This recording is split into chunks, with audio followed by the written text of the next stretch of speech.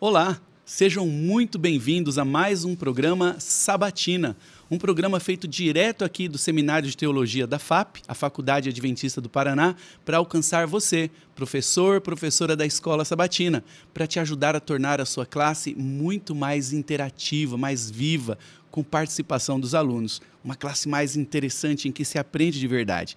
E como sempre, nós temos aqui um convidado especial e hoje nós estamos aqui com o pastor Marcelo. Mais uma vez, pastor Marcelo, é muito bom estar com você. Seja bem-vindo. Boa noite, amigo Natal. Boa noite você que nos acompanha. Mais uma semana e vamos aprender um pouquinho mais nesses poucos minutos quando temos a oportunidade de conhecer mais a respeito de Jesus. E como nós temos mantido uma tradição, nós sempre lemos no comecinho um trecho desse livro que o pastor Márcio Araújo estava chamando de O Livro Esquecido, que tem que ser recuperado entre os professores da Escola Sabatina. É o livro Conselhos sobre a Escola Sabatina. E hoje eu quero ler um trechinho que está na página 9. Diz assim: a obra da Escola Sabatina é importante e todos os que se interessam na verdade devem esforçar-se por torná-la próspera. E é esse o nosso desejo aqui, de tornar a classe, o momento de discussão em classe, próspero, de tal maneira que até um visitante que não estudou a lição possa participar da conversa e achar interessante e voltar. Nessa semana, nós estamos estudando o tema da semana número 2, que tem como título Sinais da Divindade. Então, nessa semana foram escolhidos pelo autor da lição 3 dos maiores milagres de Jesus e nós vamos tratar disso, vamos discutir sobre isso durante essa semana. Você pode ter acesso às perguntas interativas que são dispostas aqui embaixo no vídeo para você poder usá-las a maneira que você achar melhor. E eu tenho umas perguntas aqui também para fazer com o pastor Marcelo, e a ideia nunca é testar o conhecimento das pessoas, mas é puxar conversa, não é? E, pastor Marcelo, o que nós podemos perguntar para os alunos, e eu quero trazer aqui para você também, primeiro a gente pede para eles lerem o versículo, né? A gente lê um trecho lá de João capítulo 6, versículo 14 e 15 com eles, porque quem não leu vai captar o sentido, e aí a gente pergunta assim: após o milagre da multiplicação dos pães, é o que está nesse trecho, por que é que a multidão queria proclamar Jesus como rei? E por que que ele não quis? Natal, isso é interessante, e principalmente quando a gente conhece um pouquinho da história, do contexto histórico a qual a lição está colocada, e principalmente a figura de Jesus, que nós sabemos que o povo esperava o Messias. Muitos outros naquela época tinham se levantado como Messias, mas Jesus era o único que fazia milagres. Ele impressionava. Então, o povo simples, quando começou a ver os sinais que a lição fala, eles não conseguiram se conter. Entretanto, a gente percebe o esforço de Cristo em conter esta agitação, essa proclamação, que por fim, naquele momento, não ia ser bom para o Evangelho. E muitas vezes chamamos isto também de o segredo messiânico, que é o esforço que Jesus fez em determinado momento do seu ministério para manter em segredo e as pessoas não o proclamarem como rei, né? Muito bom. E essa é uma resposta de muitas outras possíveis, né? Porque quando nós fazemos essas perguntas interativas, é para despertar uma de 1000 respostas possíveis, né? Essa foi a resposta do pastor Marcelo, mas as pessoas poderiam dizer também porque o reino de Jesus não era desse mundo, porque as pessoas não entendiam o ministério dele, porque elas estavam interessadas apenas em coisas materiais e por aí vai. E aí que gera a conversa. E é tão interessante isso que as pessoas queriam mesmo só as coisas materiais, não é? Jesus fez um milagre de transformar ali, de multiplicar os pães, e aí as pessoas foram procurá-lo no dia seguinte, porque eles queriam ver mais milagre, queriam comer mais pão. E a gente vê isso num versículo que é muito interessante. Eu queria ler com vocês, que está em João, no capítulo 6, em que Jesus fala: vocês vieram aqui só para comer pão. Olha só, é muito forte isso, não é? Em João capítulo 6, versículo 25, a multidão foi até ele e, tendo-o encontrado no outro lado do mar, lhe perguntaram: mestre, quando o senhor chegou aqui?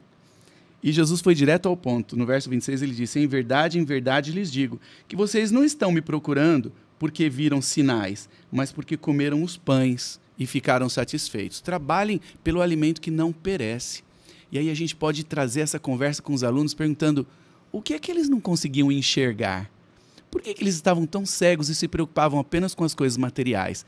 O que você responderia, pastor, se estivesse nesse nosso grupo de discussão? Creio eu que, da mesma forma que na lição anterior da semana passada, falou a respeito do orgulho, né, que foi um impedimento para que os líderes, os fariseus, se aproximassem de Jesus. E também, nesse momento, a gente percebe que as pessoas estavam mais interessadas com os seus próprios necessidades, né? E o âmbito, o anseio de saciar a sua necessidade cegava as pessoas, né? Foi o que aconteceu também nesse caso. É uma das verdade, é uma das possíveis respostas, porque o interessante agora, no momento da classe, é a gente trazer à tona o que a gente estudou. Não é ensinar, pregar, é a gente ensinar por meio de perguntas, perguntas que levem à reflexão. E tem um versículo, pastor, que eu acho muito importante nessa hora, não está na lição da semana, mas ajuda a esclarecer isso também. Eu queria ler com vocês, que está em Coríntios. Quem quiser ler para a classe, para mostrar o que pode nos cegar também. A gente pode até perguntar, como é que nós também podemos ficar cegos hoje em dia para as evidências de Jesus? E tem muitas respostas, né? Ao não ler a Bíblia, ao não orar e não se envolver com as coisas de Deus. Mas olha só o que o mundo faz com a gente. A gente pode mostrar isso. 2 Coríntios, capítulo 4, versículo 3 e 4. Olha o que o apóstolo inspirado diz. Se o nosso evangelho ainda está encoberto, é para os que se perdem que ele está encoberto. Eles não enxergam. Nos quais o Deus deste mundo cegou o entendimento. Eles não conseguem entender, não conseguem enxergar. Estão cegos no entendimento. O Deus deste mundo cegou o entendimento dos descrentes para que não lhes resplandeça a luz do evangelho da glória de Cristo. Tudo isso é para a gente estudar, recapitular o que a gente viu durante a semana e impactar os que estudaram e os que não estudaram, se aprofundando um pouco mais no Evangelho e trazendo para a nossa vida. Mas a lição continua, são 3 milagres de Jesus, não é? A lição dessa semana está falando de 3 dos maiores milagres. O primeiro foi a multiplicação dos pães, e um segundo que aparece na lição, está em em João, no capítulo 9, versos 1 a 7, que é a cura de um cego de nascimento. Já pensou? Um homem que nunca viu.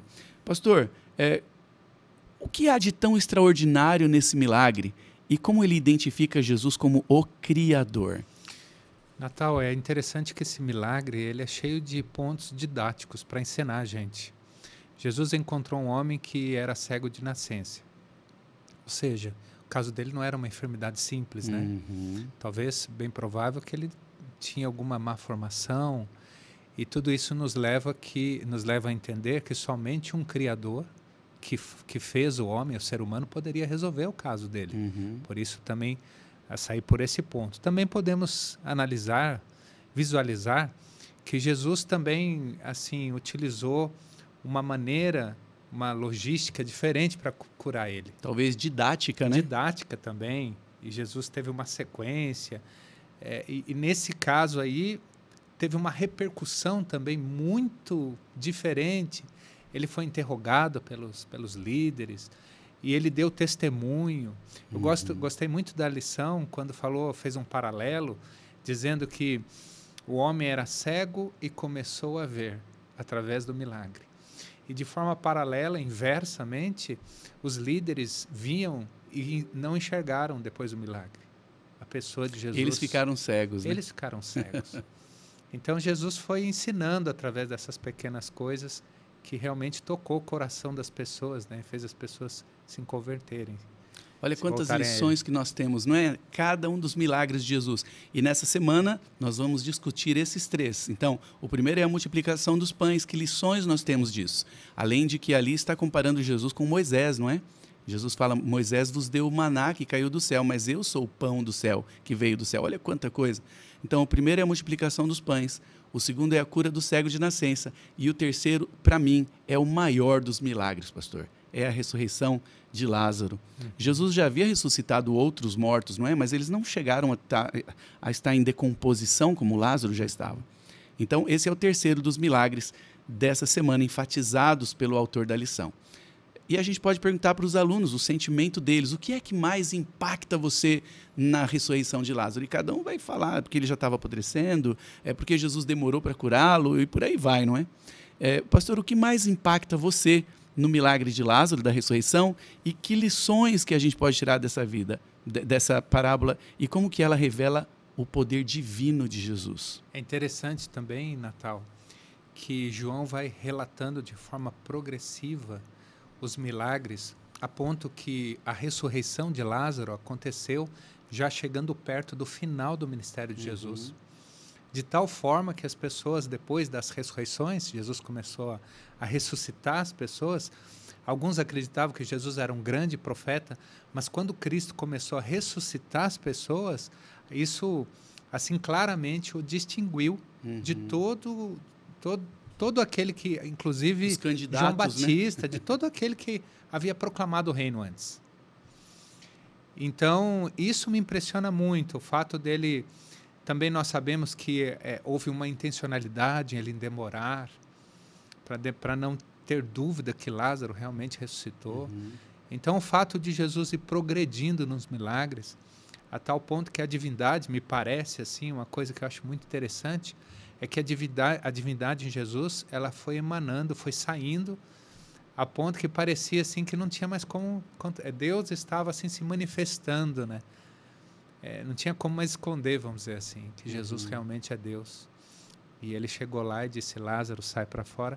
E a gente sabe, Ellen White escreveu um trecho muito interessante, dizendo que se Jesus não falasse Lázaro, sai, falasse só sai para fora, todo morto iria ressuscitar. Todo morto da região ia ressuscitar. Já pensou que incrível coisa isso, fantástica, né? Então, isso é uma coisa impressionante. Olha só, quando a gente abre para os alunos e pergunta, os membros da Escola Sabatina, e pergunta o que mais impressiona você, o que você acha disso ou daquilo, depois que a gente abriu a Bíblia juntos, a gente vai ver que eles têm coisas para contribuir para o nosso aprendizado também, nós que estamos passando a lição. Quando eu faço algumas perguntas, vêm respostas que eu nunca pensei. Ao perguntar o que mais impressiona você na história de Lázaro, alguns vão falar o fato de que ele já estava em decomposição, outros vão falar que é o fato de que Jesus demorou, ou o fato de que Jesus pediu para eles removerem a pedra, sendo que ele tinha poder para fazer isso. Olha quanta lição. Ou é o fato de que Jesus mencionou o nome de Lázaro especificamente, o poder de criar vida, de recriar aquele que estava morto já. E eu espero que nessa semana você possa conversar com os alunos da sua classe para que você aprenda junto e você permita que eles participem. E uma classe da Escola Sabatina, bem dirigida, ela é muito empolgante, não é, pastor Marcelo? A oportunidade que a gente tem de compartilhar nossa própria fé entre os irmãos, eu acho que é insubstituível.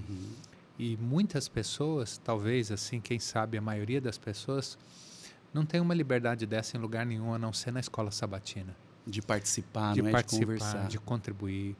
Por isso a gente entende que o culto divino, a pregação, ouvir a palavra de Deus, tem um papel imprescindível. A gente sempre tem, ao nos reunir, que ouvir a pregação. Mas a Escola Sabatina, ela ocupa um lugar, um espaço que o culto não ocupa, Sim. que é você ter a oportunidade de manifestar sua fé, de participar, de compartilhar sua fé. E isso nos faz crescer na fé também. Com certeza. Muito obrigado por você ter participado com a gente. Nós continuamos aqui planejando, conversarmos sobre os outros temas. A gente continua ligadinho, aprendendo e participando junto com a igreja. Pastor Marcelo, você pode nos despedir com uma palavra de oração? Com certeza. Quero convidar você, então, a participar conosco da oração. Querido e bom Deus, somos gratos a Ti pela oportunidade que temos de ouvir, de aprender, de saber tão grandes milagres que o Senhor realizou no passado e realiza hoje através de nós e em nós.